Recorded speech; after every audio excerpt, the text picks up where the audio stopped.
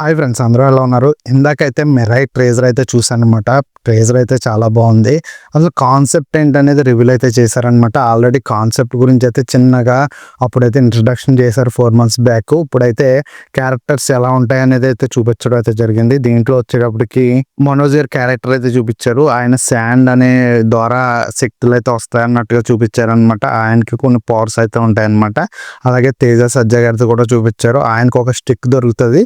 ఆ స్టిక్ లో పవర్స్ ఉన్నట్టుగా చూపించారు. అంతేకాదు దీనిలో వచ్చేటప్పటికి జగపతి బాబు గారు కూడా కనిపించారు. లుక్స్ అయితే కొంచెం డిఫరెంట్ గా ఉన్నాయి. ఇప్పుడు వరకు దాదాపుగా జగపతి బాబు గారు అన్ని రొటీన్ హెయిర్ స్టైల్స్ తోనే ఉండారు. ఇప్పుడు దీంట్లో అయితే గెటప్ అయితే మార్చారు. బాగుంది.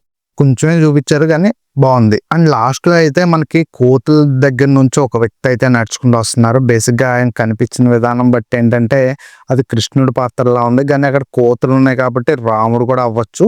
సో రెండిట్లో అయితే ఒకటి ఉండొచ్చు. ఇక్కడ విషయం ఏంటంటే అశోకుడి దగ్గర ఉన్న పుస్తకం బేస్ చేసుకుని ఇక్కడ క్యారెక్టర్స్ అయితే డిజైన్ చేశారనమాట మిరైలో. దాంట్లో బేసిక్గా అశోకుడు ఎన్ని మంది గూఢచారులు ఉంటారో వాళ్ళు కొన్ని శక్తులు ఉంటాయి వాళ్ళకి. వాళ్ళు ప్రపంచాన్ని నాశనం అవ్వకుండా చూస్తాయి అన్నట్టుగా కొన్ని ఉన్నాయన్నమాట పురాణాలు. దాన్ని బేస్ చేసుకుని మిరై అనే సినిమా అయితే ఉందన్నమాట.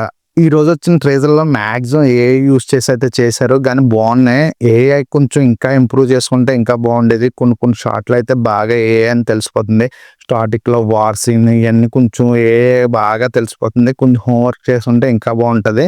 ఈ సినిమా సెప్టెంబర్ 15 రిలీజ్ అవుతుంది అనమాట ఈ సంవత్సరం.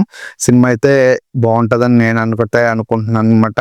ట్రేజర్ మాత్రం కొంచెం డిసప్పాయింట్ చేసిందని చెప్పొచ్చు. అలా అని మరీ వర్స్ట్గా ఉందని కాదు, బాగుంది. తేజ సజ్జా నుంచి ఇలాంటి మూవీ ఎక్స్పెక్ట్ చేయడం చాలా అంటే చాలా బాగుంది. బాగా తీశారు కూడా. నార్మల్ మూవీస్ కాకుండా తేజ సజ్జా ఇలాంటి మూవీస్ తీసుకోవడం అనేది మంచి విషయం అని చెప్పొచ్చు. అంతేకాదు ఇది పాన్ ఇండియా కింద రిలీజ్ అవుతుంది. 5 భాషల్లో అయితే ఈ సినిమా అయితే రిలీజ్ అవుతుంది అనమాట.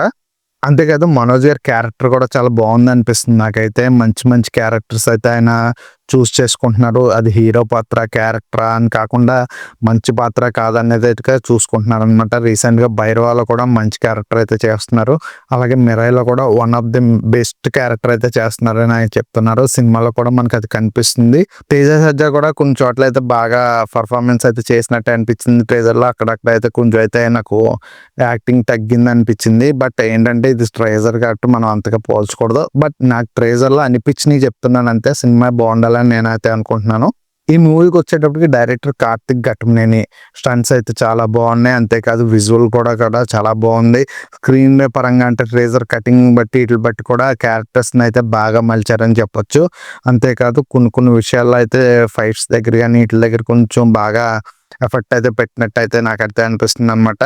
ఫైనల్ గా మిరై ట్రేజర్ ఎలా ఉందంటే తెలుగు మూవీస్ లోంచి ఒక మంచి సినిమా అయితే మళ్ళీ రాబోతుంది అన్నట్టుగా అనిపిస్తుంది నాకైతే. ట్రేజర్ మంచిగా ఉంది. సో ఫర్దర్ గా కూడా సెప్టెంబర్ 5 లాస్ట్ టైం హనుమంతో మంచి హిట్ ఇచ్చాడు తేజ సజ్జా. ఆ విధంగా కూడా ఈ సినిమా హిట్ అవుతుందని ఏదైతే అనుకుంటున్నాను అనమాట. మొత్తానికి అయితే ట్రేజర్ అయితే బాగుంది.